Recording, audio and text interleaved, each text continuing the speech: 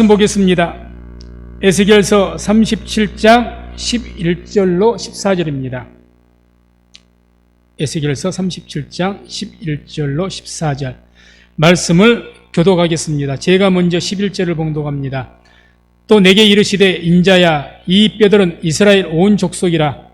그들이 이르기를 우리의 뼈들이 말랐고 우리의 소망이 없어졌으니 우리는 다 멸절되었다 하느니라.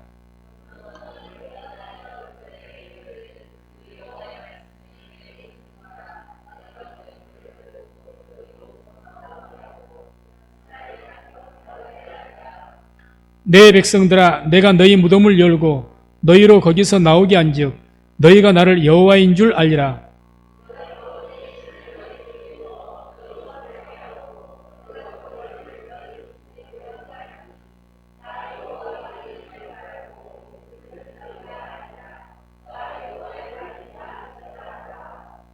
아멘.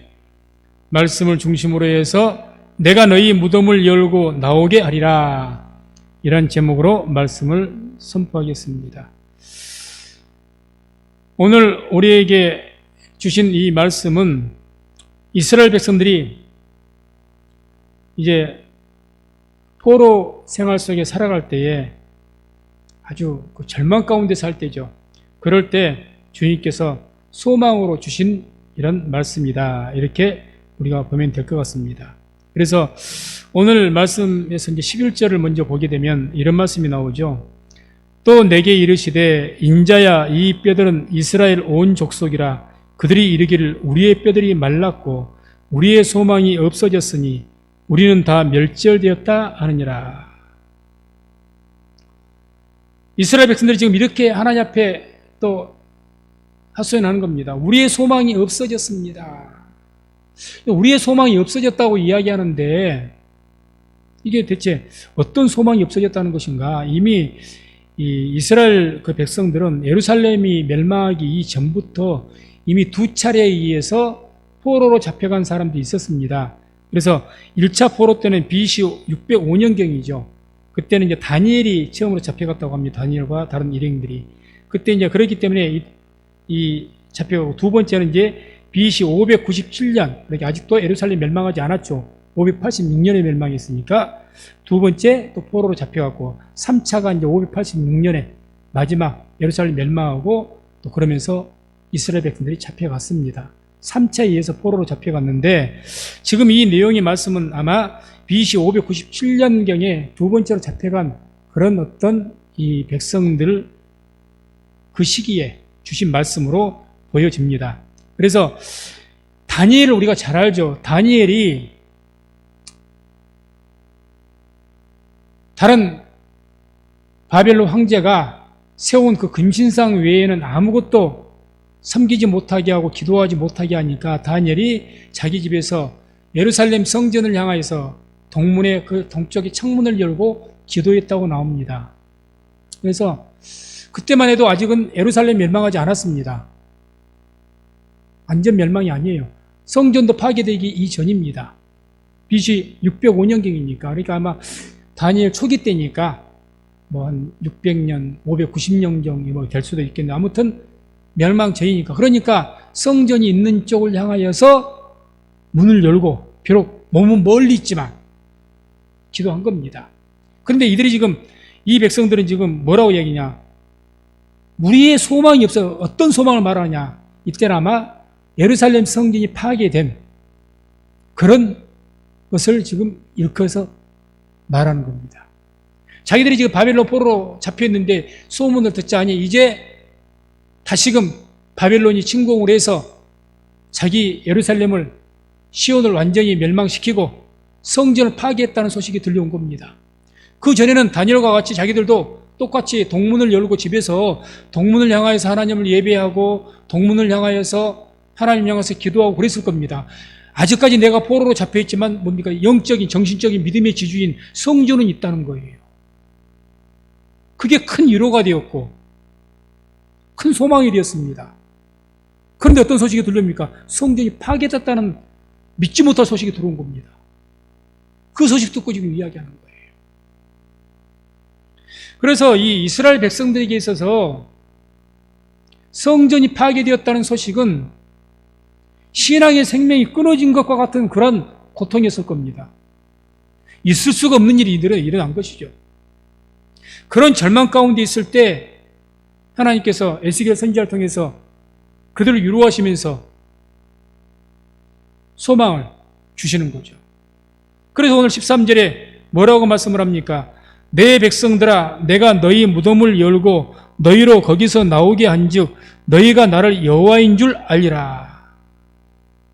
너희 무덤을 열고, 너희들의 상황이 무엇과 같다는 겁니까? 무덤과 같다는 상황이죠. 그러죠?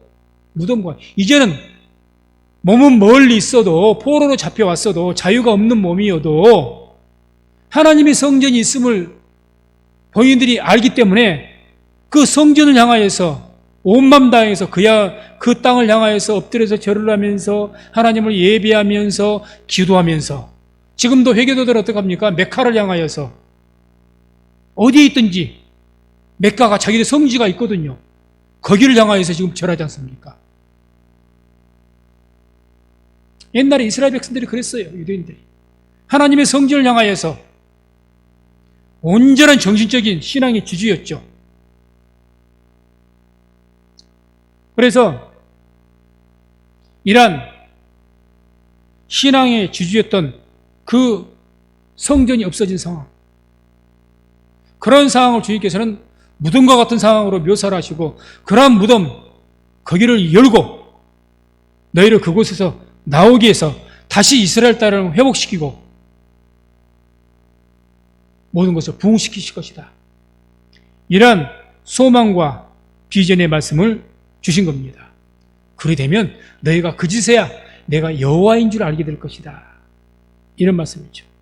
그러면 이제 오늘 주님께서 말씀을 통해서 어떻게 나오게 하겠다고 말씀하신 것인가? 지금 완전히 절망인데 이스라엘 백성들이 무슨 힘이 있어서 독립운동을 할 힘도 없고 다 한자리에 모여서란 민족들이, 유대민족이 다 한 곳에 거처에 딱 우리나라가 36년간 압제가 되었지만 일제에 의해서 이 땅을 떠나진 않았지 않습니까? 그러면 단결을 해서 독립운동이라도 해보고 뭔가를 모사로 꾸며보겠는데 그게 아니라 어떻게 됩니까? 전 세계 각지에 뿔뿔이 흩어졌던 거예요. 의도적으로 그렇게 해버린 거죠. 힘을 빼기 위해서. 그러니 이것을 다 같이 많이 모아봐야 많이 모으기면 몇천 명 모으기가 힘들고 몇백 명 되기가 힘들고 그런 상황에 무슨 나라 회복을 위해서 그것도 노예 생활하면서 종살이 하면서 무슨 나라를 위해서 일을 하겠습니까? 스스로 나라를 독립시키고 나라를 회복하기 위해서 아무것도 할 수 없는 그런 상황이죠. 정말 무덤과 같은 상황입니다. 그런 것에 이끌어내신다고 말씀하니까 어떻게 하시겠다는 것인가? 무슨 저들에게 비록 소수가 모였을지라도 옛날 사사시대의 사사들과 같이 큰 하나님의 성령의 능력과 권능을 줘서 삼손과 같은 사사가 일어나서 전쟁을 통해서 이걸 구원하시겠다는 것인가? 어떻게 하시겠다는 것인가? 그 답을 우리가 12절을 통해서 알 수가 있습니다. 12절에 이렇게 말씀합니다. 그러므로 너는 대언하여 그들에게 이르기를 주 여호와의 말씀에 내 백성들아 내가 너희 무덤을 열고 너희로 거기서 나오게 하고 이스라엘 땅으로 들어가게 하리라. 그러므로 내가 무덤을 열고 너희를 다시금 이스라엘로 돌아가게 하고 다시 회복시키겠다. 그렇게 할 것이기 때문에 너는 지금 에스겔에게 이야기하는 거죠. 에스겔 선지자, 너는 대언하여서 그들에게 이르라. 이르기를 대언하다, 대언하여서 이르라. 이 대언한다는 말이 나바라는 그런 성경 원어를 사용합니다. 이 나바라는 이 단어는 여기에서는 대언하여 이렇게 해석이 되어 있지만 성경 고고리 예언이란 말을 참 좋아하시죠. 예언한다, 예언하여. 예언이란 말이 나바와 이 성경 원어와 똑같은 단어를 씁니다. 근데 여기서는 다만 이제 대언하다 이렇게 이제 표현을 한 것이죠. 다른 데는 다 예언하다, 예언하다 이렇게 되어 있습니다. 대부분이. 근데 이 나바라는 이 단어가 어떤 의미를 가지고 있는 그 단어냐? 하나님의 영감에 의해서 말하다 이런 뜻을 가지고 있습니다. 성경 히브리 원어의 본 뜻이. 그러니까 예언한다는 말이 무슨 말씀이겠습니까? 미래 일을 점치는 것이 그 점장이가 하는 일이고, 미래 일을 점친다 이런 뜻이 아니고, 우리 한국 버전으로 생각하면 안 되고, 예언한다는 말은 하나님의 영감에 의해서 무언가를 말하는 거예요. 하나님의 영으로 감동을 받아서. 그래서 우리가 성경을 예언의 말씀이라고 하는 것이 모든 성경은 하나님의 감동으로 된 줄로 믿습니다. 그래서 성경 말씀을 예언의 말씀 이렇게 말하는 거예요. 그러나 우리 한국 버전에서는 예언을 미래의 일을 점치는 거, 그거 점장이라니까요. 그거 점장입니다. 점쟁이.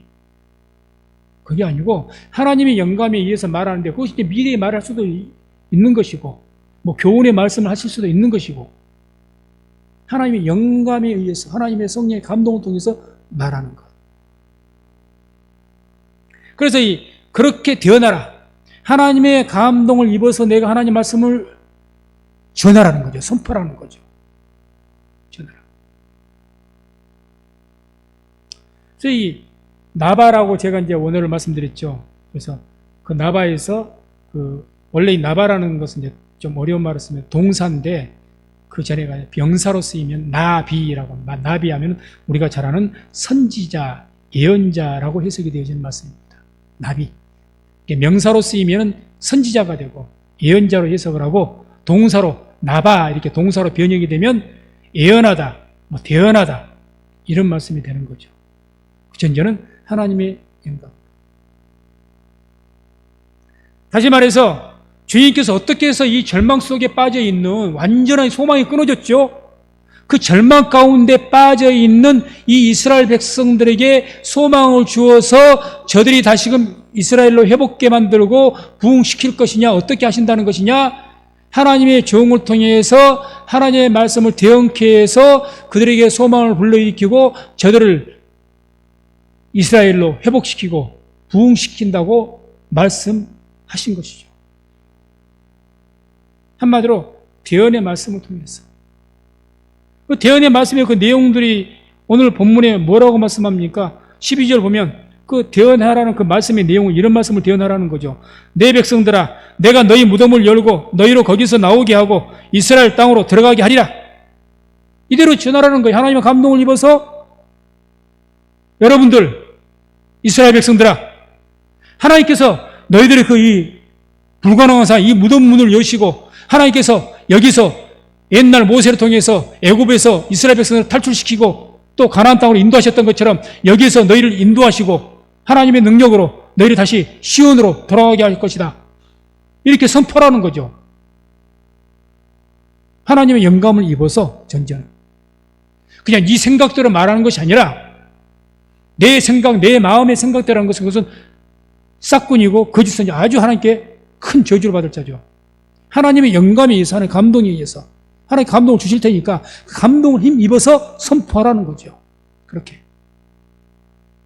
또 14절에 이렇게 말씀하죠. 내가 또 내 신을 너희 속에 두어 너희로 살게 하고 내가 또 너희를 너희 고토에 거하게 하리니.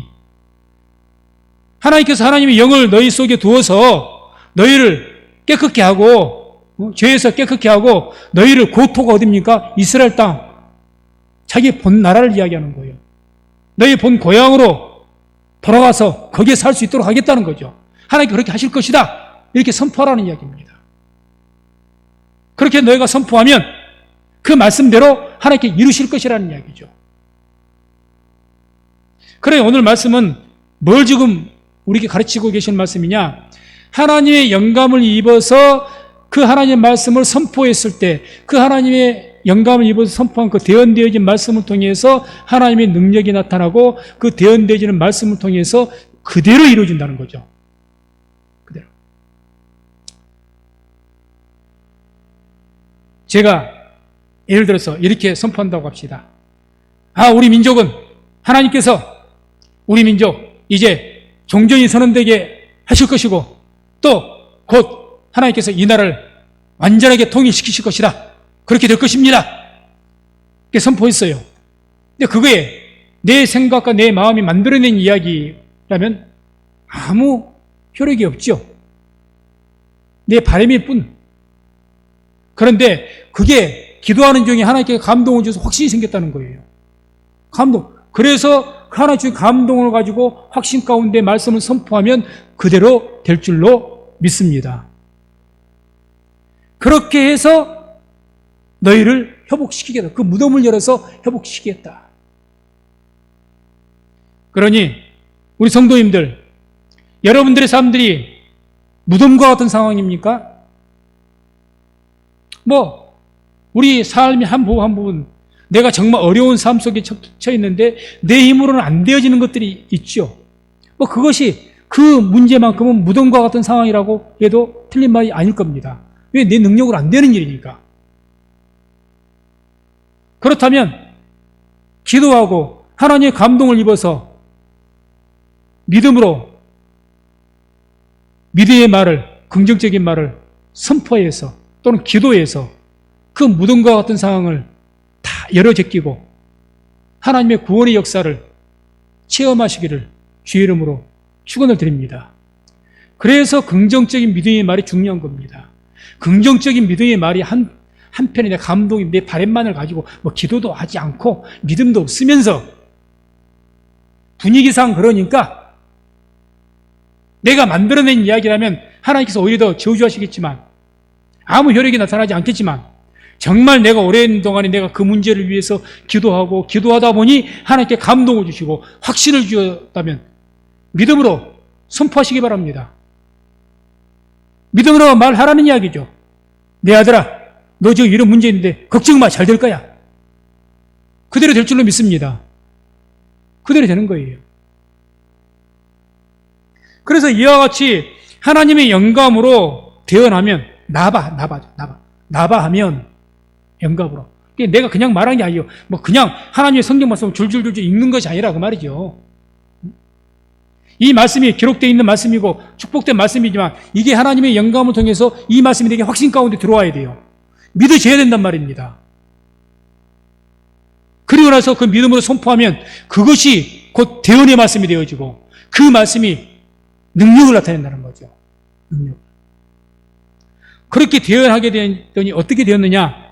오늘 말씀 보면 7절과 10절, 에스겔서 37장 7절과 10절을 한번 우리 함께 보겠습니다. 함께 합독합니다. 이에 내가 명을 조차 대언하니 대언할 때에 소리가 나고 움직이더니 이 뼈 저 뼈가 들어맞아서 뼈들이 서로 연락하더라. 10절. 이에 내가 그 명대로 대언하였더니 생기가 그들에게 들어가매 그들이 곧 일어나서 서는데 극히 큰 군대더라. 아멘. 지금 에스겔 선지자를 하나님께서 영으로 그를 붙드셔서 저 멀리 아굴골짜기 무덤에, 중동 사람들은 시체를 갖다 무덤이 가난한 사람들은 저 골짜기 같은데 시체를 던져버리거든요. 그게 뼈들만 있어요. 공동묘지에가. 그것을 보여주셨습니다. 그들을 향해서 대언하라. 대언하라. 그 하나님의 말씀에 영감을 입어서 확신 가운데 대언했더니 어떻게 말합니까? 명을 쫓아 대언하니 대언할 때 소리가 나고 마른 뼈들이 완전하게 마른 뼈들이 서로 연결되더니 골격이 거쳐지더니 또 주의 명들 대언해서 생기야 들어가라 명령했더니 하나님의 그 생명이 하나님의 생기가 저들에게 들어가더니 저들이 부활해서 일어나는데 큰 군대가 일어나더라. 이런 말씀이 나옵니다. 다시 말해서 하나님의 명대로 대언했더니 나바하였더니 그 말씀대로 되었더라 그 말이죠. 말씀대로 되었다. 하나님의 영감을 입어서 대언되어진 말씀은 능력이 있는 줄로 믿습니다. 능력이 있죠. 그래서 하나님의 말씀은 혼과 영과 관절과 골수를 찔러 쪼개기까지 한다. 오늘도 주의 이름으로 대언되어진 또 선포되어진 말씀이 정말 나바의 말씀, 하나님의 영감에 의해서 전해지는 말씀이 되어서 이 말씀들이 우리 성도님들의 삶을 살리고 무덤 가운데 있는 처한 모든 상황들에서 회복되어지게 하는 그런 소망의 능력의 말씀이 되어지기를 주의 이름으로 축원을 드립니다. 그러면 우리가 이 말씀을 우리가 보면서 묵상하면서 이제 꼭 이런 의문을 가질 수가 있습니다. 오늘 말씀은 에스겔 선지자에게 하나님께 환상을 통해서 보여주신 것이 아니겠는가? 환상을 통해서 보여주신 것이 실제적으로 일어난 사건은 아니지 않는가? 이런 합리적인 질문을 할 수가 있죠. 맞습니다. 지금 현재 에스겔 선지자에 기록된 이 말씀은 에스겔 선지자를 통해서 환상을 통해서 마름표를 보여준 거예요. 직접 일어난 현실이 아닙니다. 환상이죠. 환상 속에서 일어난 사실을 어찌 현실적으로 적용을 할 수가 있겠는가? 여기서 우리가 어떤 가르침이나 교훈은 받을지언정 어떻게 실제적인 사건으로 이거 똑같이 일어난다고 우리가 말할 수가 있겠는가? 이거죠. 그것을 우리가 성경을 통해 이 말씀이 정말 하나님께서는 현실적으로 일어난 사건으로 말씀을 하신 것인지 단순하게 그냥 소망을 주시기 위해서 저들이 위로하는 차원에서 실제적인 사건으로 일어날 그런 말씀을 하신 것이 아니라 단순히 위로 차원에서 하신 말씀인지 그것은 성경을 통해서 우리가 알아봐야 되겠죠.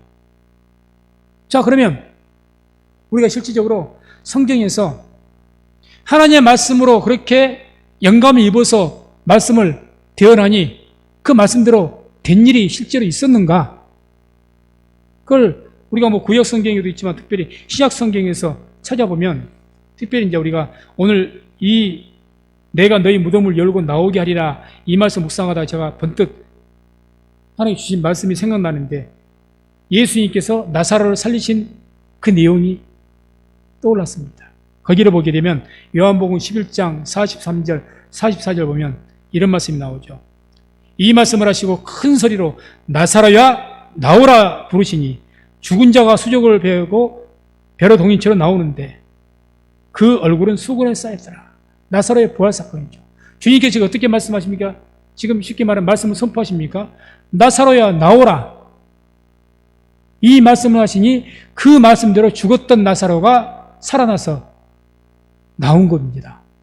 다시 말해서 말씀이 선포되었더니 주의 말씀이 선포되니 말씀대로 되더라는 이야기죠. 증명이 된 거죠. 뭐 주님께서는 여러 가지 많은 그런 일들이 있습니다. 죽은 소녀가 죽었습니다. 이미 회당장 딸이 죽었습니다. 그래도 주님께서 들어가서 달리다굼 그 말이 무슨 뜻이죠? 소녀야 일어나라 그런 뜻이라고 말씀하지 않습니까? 달리다굼 하니 그 죽은 소녀가 일어났습니다. 풍랑 가운데서 예수님께서 바람아 잔잔하라 고요하라 했더니 태풍이 잠잠해졌습니다. 안진뱅이가 영원토록 한 번도 일어나지 못하고 그랬던 안진뱅이 중풍병자 이 38년 된 중풍병자가 누워있는데 예수님께서 내 발로 일어서라 그리고 걸어가라 했더니 그 38년 된 중풍병자가 일어서서 걷는 줄로 믿습니다. 성경이 곳곳에 그런 말씀이에요. 어떤 말씀입니까? 놀라운 기적의 뒤에는 뭐가 있습니까? 반드시 주의 말씀에 선포가 있다는 거죠. 말씀이 선포되니 그대로 되더라는 거예요. 그게 성경이 준 겁니다. 그럼 주님만 그러셨습니까? 주님의 제자였던 사도들도 그러했습니다. 베드로가 사도행전 3장 6절을 보게 되면 성전 미문에 있던 안진뱅이 평생을 통해서 일어나서 걸어 태어나면서도 안진뱅이였죠. 그 안진뱅이에게 3장 6절에 베드로가 가로되 은과 금은 내게 없거니와 내게 있는 것으로 내게 주노니 곧 나사렛 예수 그리스도 이름으로 걸으라 하니 걸은 줄로 믿습니다. 한마디로 예수로 뭘 선포한 예수 이름으로 걸어라 그러니까 걷는 거예요.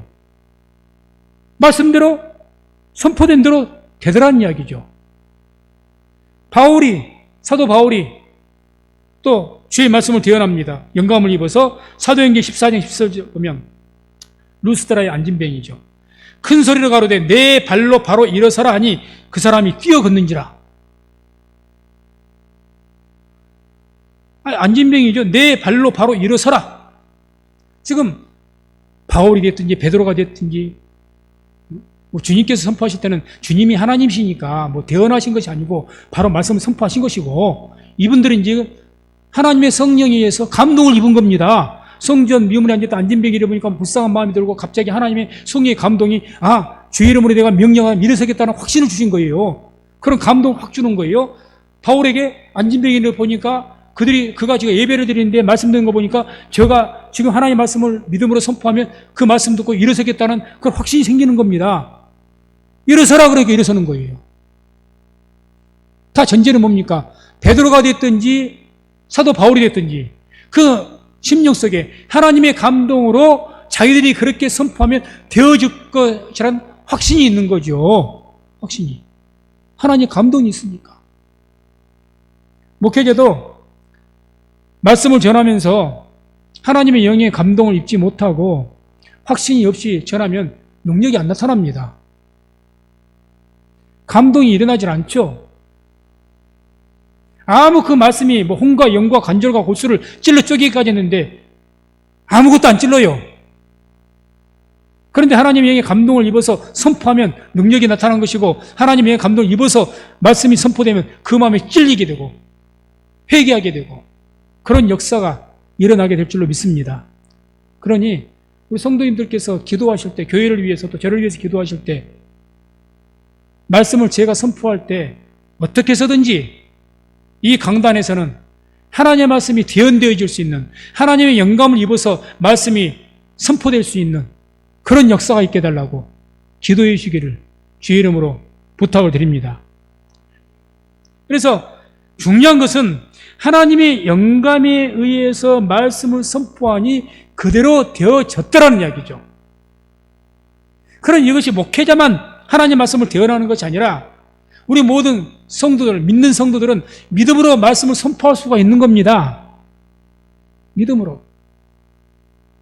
그래서 항상 주의 말씀을 읽고 들으시면서 기도하시면서 이 말씀이 그냥 내 귀로 들려진 말씀이 아니라 내가 내 영에 선포되어서 말씀이 믿어지게 하시고 그 믿어진 말씀이 내 입으로 선포되게 해달라고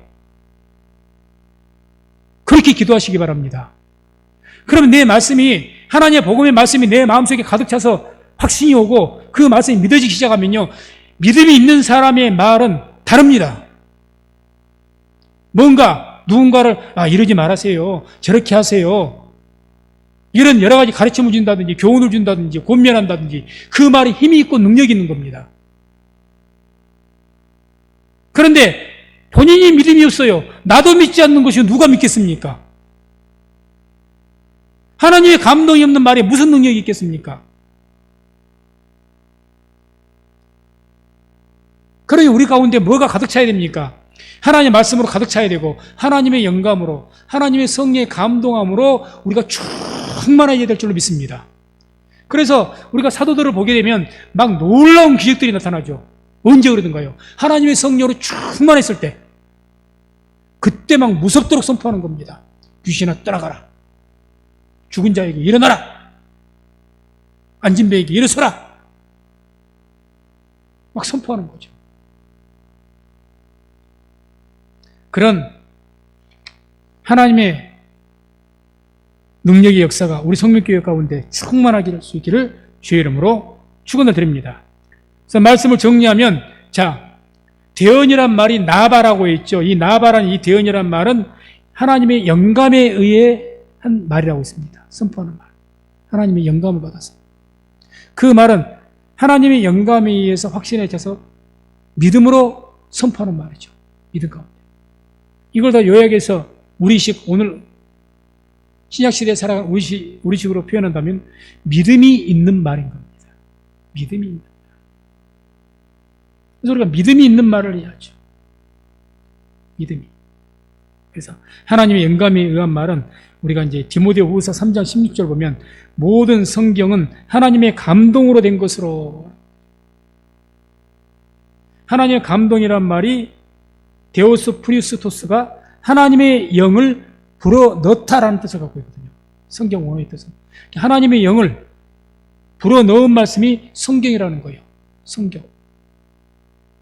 하나님의 영이 이 안에 담겨 있다는 거죠. 말씀 안에. 그러니까 내가 하나님의 영의 감동을 입어서 말씀 믿으면 하나님의 말씀으로 선포되는 거죠.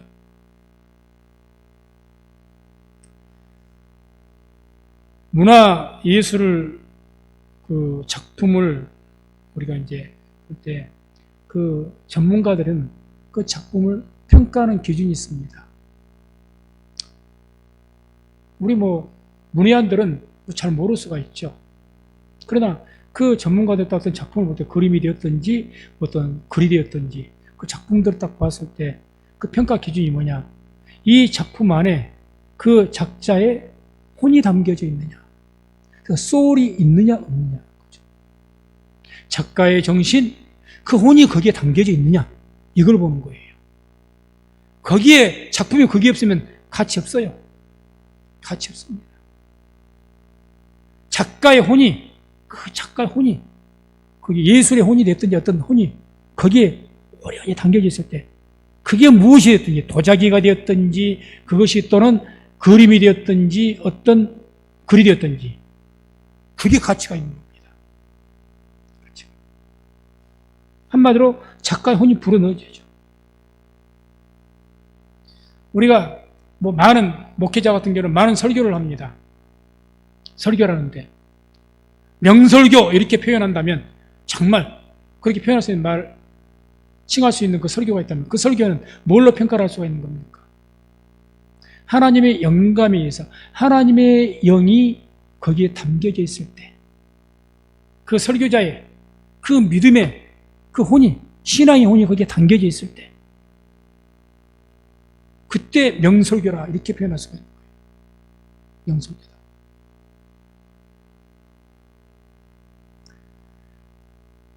우리가 많은 예배와 또 기도를 드리고 또 하나님을 찬양합니다. 그 안에 우리의 신앙의 혼이 담겨 있습니까? 담겨 있는가? 주님께서 신령과 진정으로 예배드리는 자를 찾으신다고 했습니다. 찾는다고 표현하신 거죠. 우리가 많은 예배를 드리는데 그 우리가 드려지는 예배에 우리의 신앙의 정신이 들어가 있느냐고요. 믿음이 담겨 있냐고요. 그게 없으면 마당만 밟는 거죠. 껍질이죠. 껍데기밖에 없는 거죠. 바라기는 우리 성민교회가 주 앞에 드려지는 예배가, 기도가, 찬양이 우리의 믿음에 혼이 담겨있는, 영적인 소울이 담겨있는 그런 예배, 기도, 찬양에 대해서 하나님께서 기쁘게 받으시고 그 예배를 통해서, 그 기도를 통해서 하나님께서 우리에게 은혜를 베푸시고 복을 내리시는 그런 역사가 있기를 주의 이름으로 축원을 드립니다. 그래서 또한 우리의 삶 속에 우리가 모든 말하는 것에 있어서 그 말에 믿음이 있느냐, 믿음이 담겨져 있느냐, 믿음이 담겨져 있어야죠. 내 어떤 얄팍한 그런 어떤 지혜라든지 얄팍한 생각, 이런 요령이 들어가 있는 것이 아니고, 내 얄팍한 지식이 들어가 있는 것이 아니고 내 말에 믿음이 담겨져 있어요. 믿음이, 혼이. 그러면 아무리 투박한 말일지라도 그 말에는 능력이 있는 줄로 믿습니다. 능력이 있죠.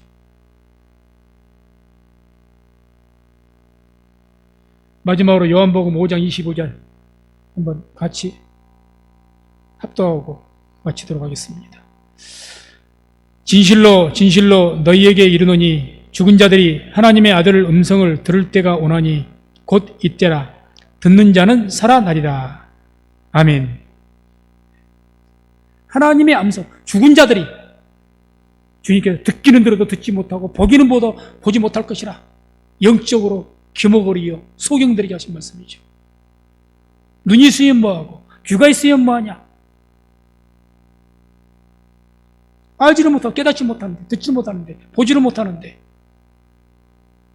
그러나 하나님의 아들의 음성, 즉 복음의 말씀이, 우리 주의 말씀이 하나님의 영감에 의해서 누군가로 통해서, 대언자로 통해서 선포되면 죽은 자도 그 선포된 말씀을 들을 때 듣는 자는 살아나게 될 줄로 믿습니다. 영감에 의한 믿음의 말은 무덤의 문이 열리게 하고 죽은 영혼을 살립니다. 그래서 우리 모두가 하나님을 믿는 사람들입니다. 말씀을 믿습니다. 하나님의 영감으로 믿음의 말을 선포하는 그런 우리 성도님들 다 되시기를 주의 이름으로 축원을 드립니다.